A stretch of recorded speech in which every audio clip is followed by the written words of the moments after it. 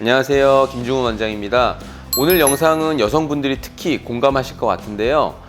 눈 화장을 신경 써서 예쁘게 마무리했는데 눈에 충혈이 있다거나 눈 흰자위가 탁하게 보인다거나 하면 생각보다 예뻐 보이지도 않고 탁한 부분이 오히려 더 강조돼 보여서 속상한 경험 누구나 있으실 겁니다. 내 눈이 예전처럼 맑고 깨끗하지 않고 탁해 보인다, 이렇게 느껴지시는 분들은 오늘 영상 함께 해주시면 좋을 것 같습니다.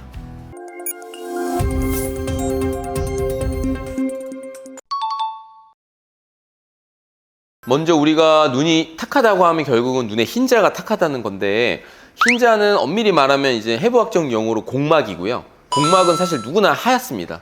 그 공막 위를 덮고 있는 결막 조직이 충혈이 되거나 혼탁이 되는 경우에 보통 눈이 탁하다고 표현을 합니다. 첫 번째 원인, 건조증이 있습니다.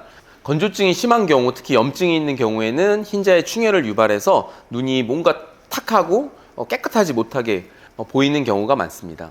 두 번째, 결막의 퇴행성 변화입니다. 나이가 들어감에 따라 결막이 퇴행함으로써 나타나는 질환인데 대표적으로 두 가지가 있어요. 검열반과 그다음에 익상편이 있습니다. 일단 검열반은 우리가 보통 보면 흔히 흰자에 노란 게 껴있는 걸 보신 경험이 있는 분들이 간혹 계실 거예요. 그리고 그 부분에 자주 충혈이 유발되고, 검열반 같은 경우는 대부분은 수술은 안 하는데 비교적 젊은 나이에 심할 경우, 미용적으로 되게 스트레스, 컴플렉스일 경우에는 수술적 치료로 제거할 수도 있습니다. 그리고 두 번째는 익상편이라고 하는데요. 흰자가 검은 자로 이제 침범하는 현상입니다. 그래서 자외선을 많이 쐬거나 혹은 건조증이 심하거나 눈을 많이 비비는 경우에 특히 이제 노화의 과정으로 이런 익상편이 많이 생기게 되는데, 익상편 같은 경우는 미용적으로 너무 보기 싫거나 혹은 이제 난시를 유발할 경우에는 이제 치료를 하게 됩니다. 세 번째, 결막 모반입니다. 결막 모반은 우리 흰자, 즉 결막에 점이 나는 경우를 말하고, 대부분 아예 까만색 점인 패턴인 것보다는 이제 갈색으로 조금 넓게 분포되어 있는 경우가 많습니다. 네 번째, 알러지입니다. 알러지 하면 가렵고 비비게 돼서 이제 눈이 충혈이 일어나게 되는데, 충혈뿐만 아니라 알러지가 있는 경우에는 흰자가 부어요. 둔탁한 느낌? 부어 보이는 느낌으로 탁해 보이는 경우가 있어서 알러지도 이제 흰자가 좀 탁해 보이는 원인 중에 하나입니다. 다섯 번째, 이건 약간 체질적인 거와 관련이 돼요. 결막의 혈관이 좀 특이적으로 많이 발달한 경우에 해당이 되고요. 전반적으로 다 혈관이 발달한 경우도 있지만 부분적으로 혈관이 발달한 경우도 있습니다.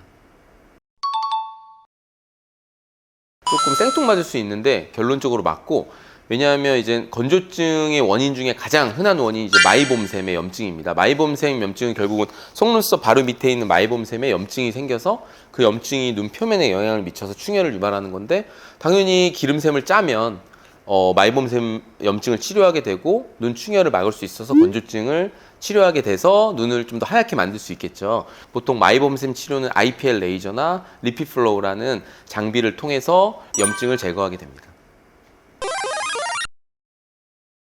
가장 간단하게 할 수 있는 것은 온찜질을 한 다음에 시중에 약국에서 파는 이제 눈꺼풀 세정제가 있어요. 그 세정제를 이용해서 집에서 쉽게 할 수 있는데, 그것의 단점은 완벽하게 염증을 제거해 주지 않아요. 건조증이 심해지면 눈이 빨개요. 염증을 유발하기 때문에 결막에 충혈, 혈관에 피가 몰려서 확장되고 그 충혈이 이제 멀리서 보면 혼탁으로 나타날 수 있습니다. 요즘의 트렌드는 그래요. 보통 예전에는 안구건조증이 단순히 우리 눈에 눈물이 부족해서라고 봐서 치료법도 한 가지밖에 없었어요. 인공눈물 점안.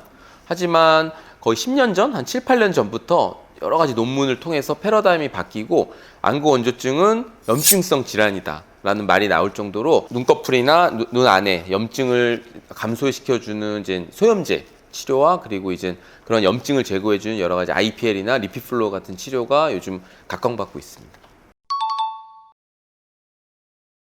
거기에 대해서 정확한 팩트 정리를 드릴게요. 일단은 작년 심평원 조사에 따르면 한 해 동안 히알루론산 인공눈물이 사용한 양이 2,400억 정도 되더라고요. 그래서 보건복지부에서 거기에 제동을 걸어서 이제 히알루론산 제제의 인공눈물은 이제 보험이 안 된다고 말한 것 같고, 수술 후 혹은 렌즈 처방 후에 인공눈물 처방은 보험이 안 된다는 거는 확정이 된 건데, 그 시기는 아직 정해지지 않았어요. 그렇고 10배가 오른다는 말은 틀렸고요. 3, 4배 정도를 낼 예정입니다. 눈도 피부처럼 잘 관리해 주시면 깨끗하고 맑고 촉촉함으로 보답을 하거든요. 노화 과정이라고 그냥 지나치지 마시고 적극적으로 관리해 보시는 것도 좋을 것 같습니다. 지금까지 안과 전문의 김중훈이었습니다. 감사합니다.